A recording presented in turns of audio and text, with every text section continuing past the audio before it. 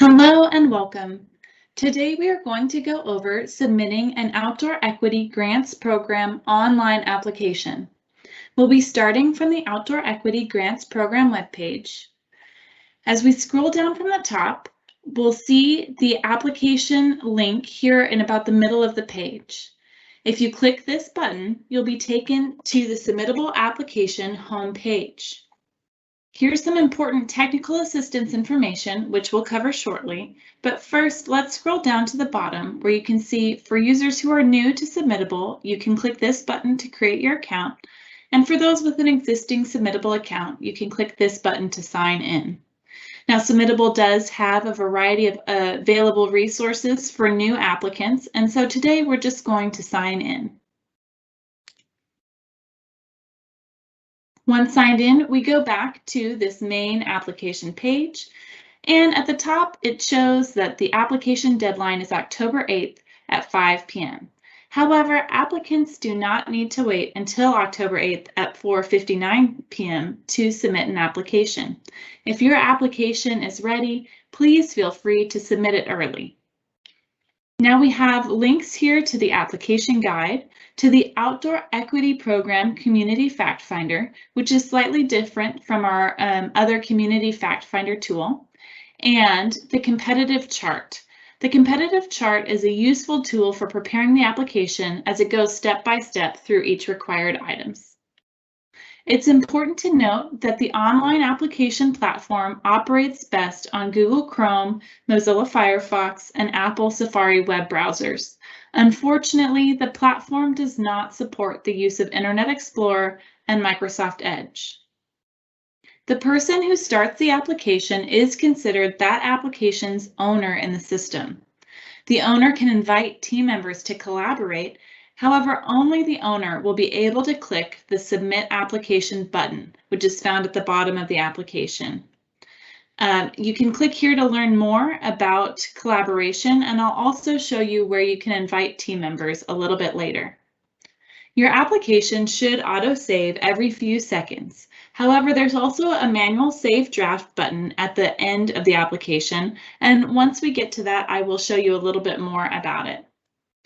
The Submit Application button is found at the end of the application, and we do ask that applicants not press that button until everything is final and you are ready to submit. You will not be able to go back in and make edits to your application once you submit it. Now, OGAL staff is here to assist you through every step of the way. However, it's important to know that we will not be able to see a draft in the system. So if you are having any trouble with a draft or if you have any questions, please reach out to OGAL staff. Just know that we won't be able to see the draft. I also want to point out these red asterisks. Now, red asterisks identify a required field. Here, in order to get started with the application, you must first identify which type of applicant you are.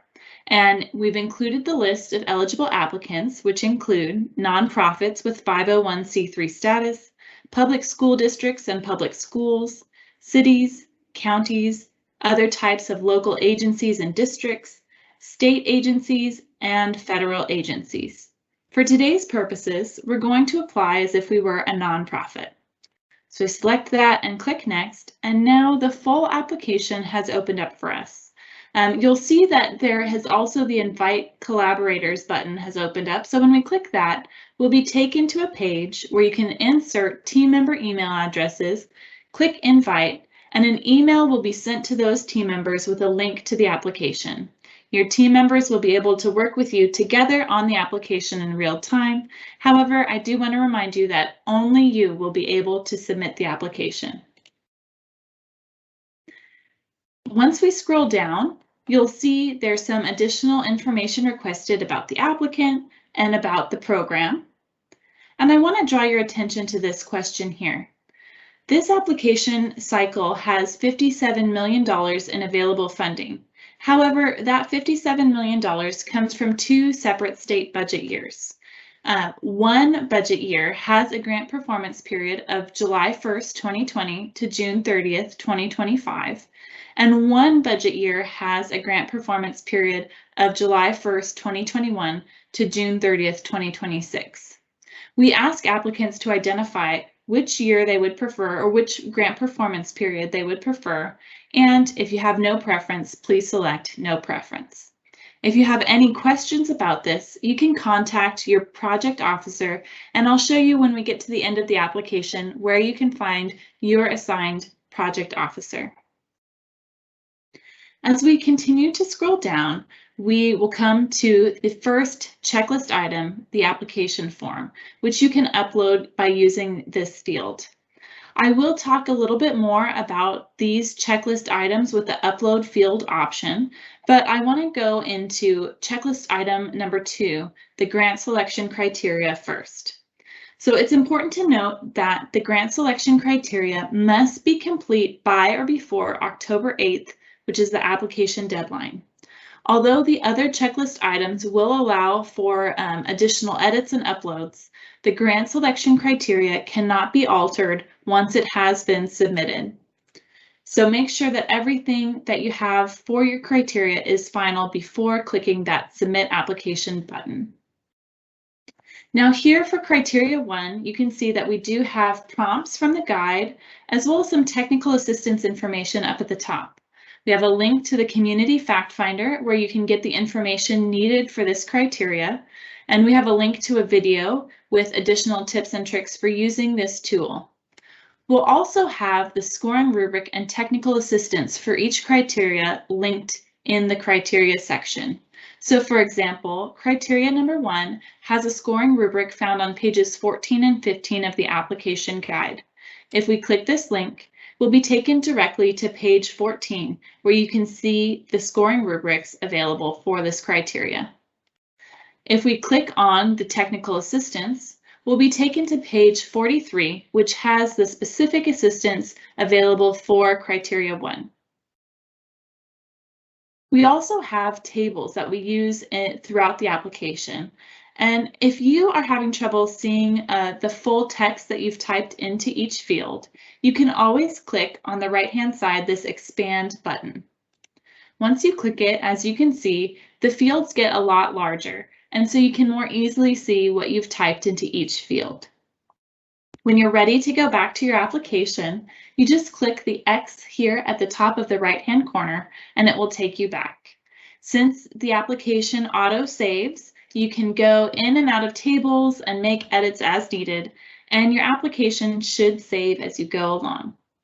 Next, I'd like to draw your attention to grant selection criteria number 3.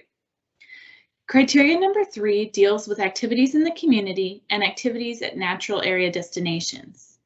We'll start with activities in the community. These comprise any activities that take place within 5 miles of the community home base location. For 3.1 activities in the community, you have the option to identify up to 5 activity goals. Now, activity goals can include more than one activity. For example, you may have the goal of increasing resident understanding of the nature that is available to them in their own backyard. You would include a title for that goal, and then include all the different activities that will meet that goal.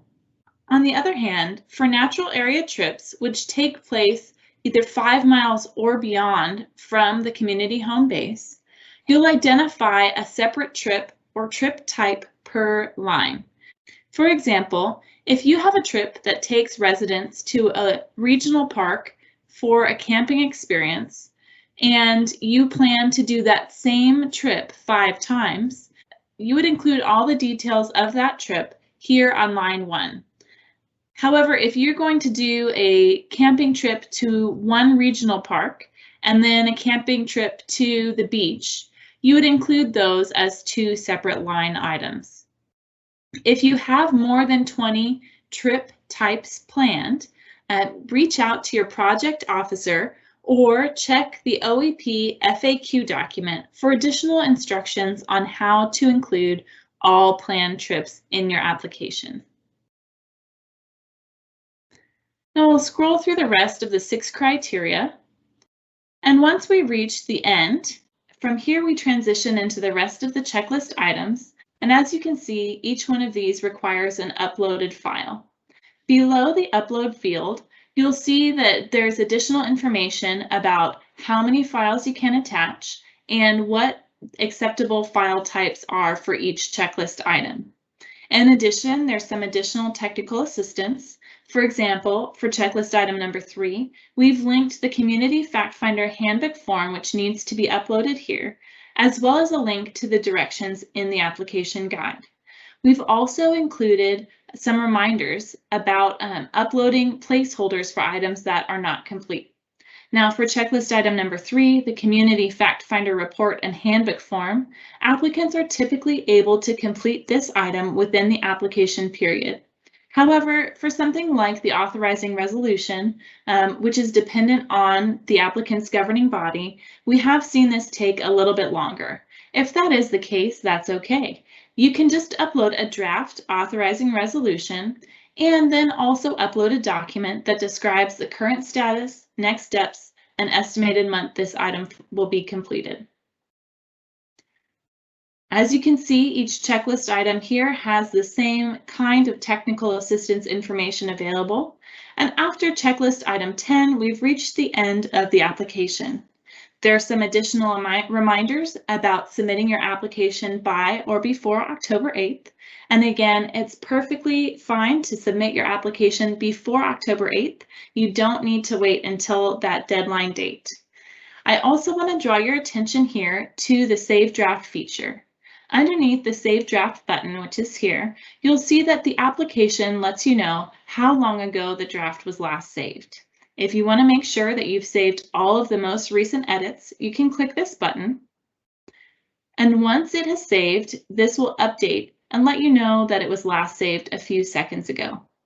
Now, right next to the Save Draft button is the Submit Application button. Again, I want to request that you do not click this Submit Application button until everything has been finalized and you are ready to submit it.